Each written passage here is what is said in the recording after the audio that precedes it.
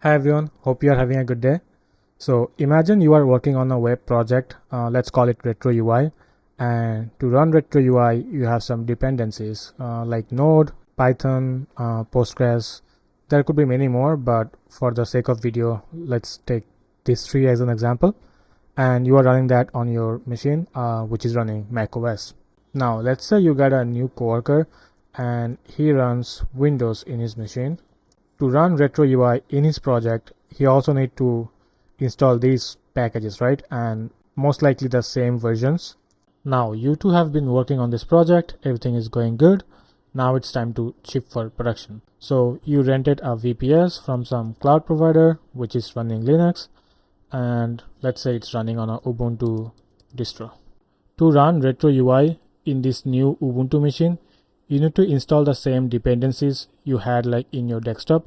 So let's say for Ubuntu, you also install these Node, Python, and Postgres packages. So after you install all these dependencies, let's say for some reason Python version 1.20 is not very compatible with Ubuntu, or let's say you just mistakenly installed 3.11 instead of 1.2, which is not compatible with Retro UI. So Retro UI is properly not functioning in your web server. And that's how you might hear this term a lot in development world, that it works on my machine, because the environment of your machine is probably not the same in your client's machine or the server or the coworkers. You can see this is a very simplified example, but you can imagine as you get more and more employees with different OSs, or your project gets bigger and adds like new versions, like your server might need Nginx. So it gets very hard to like maintain all these environments, and that's where Docker comes in, where you take your environment and divide them into multiple containers. So for example, let's say for Retro UI, we divide all the dependencies into two containers. One is Retro UI frontend and another is Retro UI backend. And these containers are fully OS agnostic. So regardless if your coworker is running Windows or Linux or macOS, it should run perfectly fine in every environment. But if you haven't worked with Docker before, you probably have no idea what a container is and how they work. So stick till the end of the video, as I will share every major topics you need to know to work with Docker. It all starts with a simple Dockerfile, where you list all the instructions needed to run your program. So for example, if you are running a simple Python app, you probably want to just install Python first and copy all the code and then run your Python file. If I show you a real example, here you can see two Docker files, one for backend, one for frontend. So if I open up the frontend, you can see I have listed all the instructions to run a React app. So first I'm installing the burn, selecting the work directory, and then copying all the necessary packages, installing those packages, and then selecting the client folder and building the app. And here I have some instructions for static hosting with Caddy. Don't get too deep here or stress out if you don't understand all the instructions here. This is just for an example. For your project, it might be slightly different. Just overall understand that you will need a Docker file where you need to list all the instructions for your program. Once you have your Docker file ready and you build it, it will generate a program which is considered Docker image. It will have everything to run your app. So for example, in this case, we have a Python as a base image, which we instructed on our Docker file. And it will have your code, your envs, or any other dependencies you installed to run your program. And this whole thing combined, you can call it Retro UI backend image. In fact, the Python package we are using here is also a Docker image itself.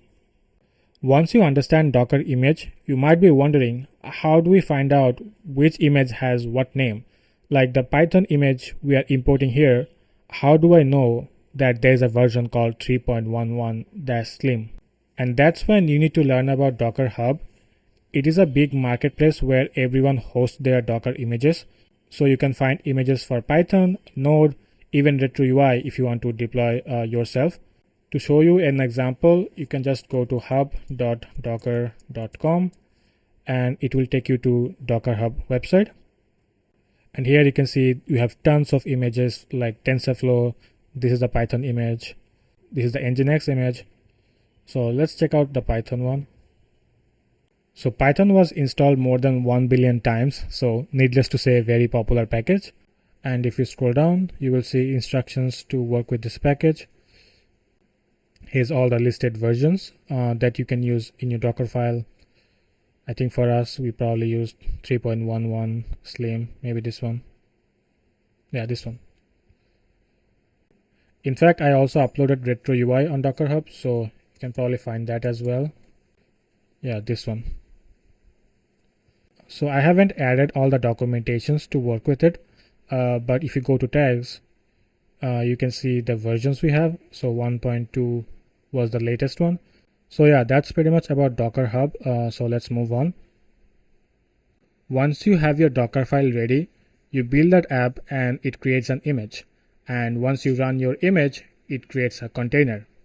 Think of Dockerfile as kind of a blueprint for your car, which will instruct everything necessary how to build a car.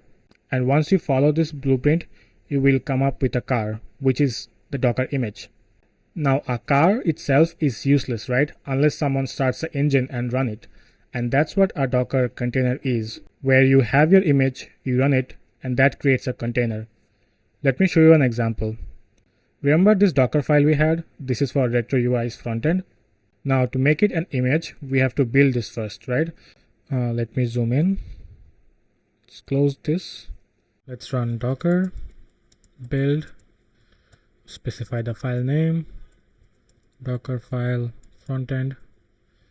We can give it a name of Retro UI frontend, and it's in our parent directory, so we'll go up and you can see it built that image.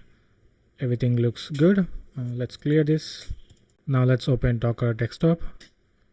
Let's go to images.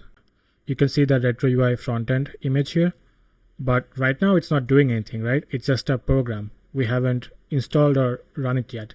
So to turn this image into a container, you can directly run it from here. But let me show you how you can do that from a terminal. Let's clear this up. Run Docker, run Retro UI frontend.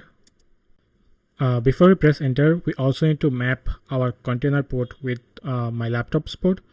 So we can just specify -p, and our port is exposed on 3001. So we'll say 3001, enter. Okay, I think I'm running some other application, so let me close them. Let's try again. Okay, so looks like it's running now. Let's go to Docker desktop, and you can see we have now a functional container.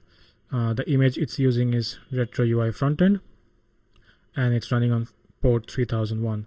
So now you can just visit this port and you can handle your user requests. Now, some of the things I did might be a little confusing to you, like how do I know there is Docker run or there's something called -p, right? And how do you build your image? That's why the next thing you should know is Docker commands, where Docker give you a set of instructions you need to follow to do certain things. For example, if you need to build your Dockerfile, you run Docker build.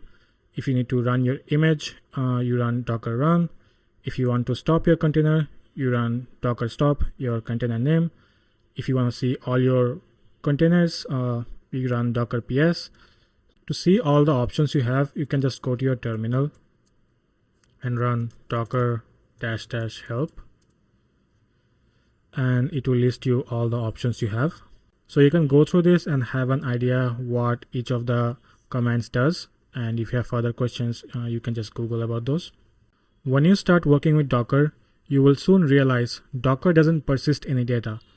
So for example, the container we had, the Retro UI backend, frontend, if I just stop this, it will erase all the data this container had.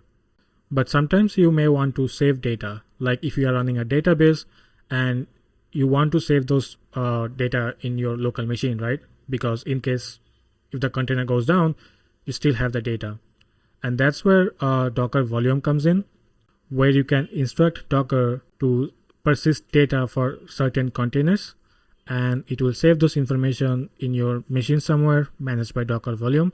So in cases where even the container shuts down, you will still have your data. The next thing you should learn is Docker Compose, which will help you to manage multiple containers through one YAML file. So for example, here I have Retro UI frontend and Retro UI backend. Instead of running those separately through the commands I showed earlier, I can just write those instructions in a YAML file and run Docker Compose up, and it will turn everything up. And if I just run Docker Compose down, and it will shut down all the containers. It makes life so much easier. So if I show you my example, here I have a Docker Compose for my dev environment. I have listed all my containers inside services. So this one is for backend or API, and this one is for the client or the front end. So if I just run Docker Compose, pass the file location, Docker compose.dev.yaml up, and I want to run it in detach mode, and looks like both of them are up. I have the client and I have the API. So moving on, the last but not the least, we have Docker network. So when you make a container like Docker frontend and Docker backend, each of the container is in an isolated environment. Like Docker frontend cannot directly communicate with backend, and the backend cannot communicate with frontend. And that's where Docker network comes in, which lets your containers talk to each other. So if I use Docker network, my container Retro UI frontend can call the backend container, and the backend container can call the frontend container. And that's what you saw in the log here, that I have a Retro UI network. So if I show you that in example, I have this production compose, and here you can see I have created a Retro UI network and added that in the client and in the API, and also including my web server. So all my containers can now talk to each other. And yeah, that's pretty much it. There are other nitty-gritty stuff you will need to learn as you get more experience with Docker. But overall, on a high level, these are all the major parts you should know about if you start working with Docker.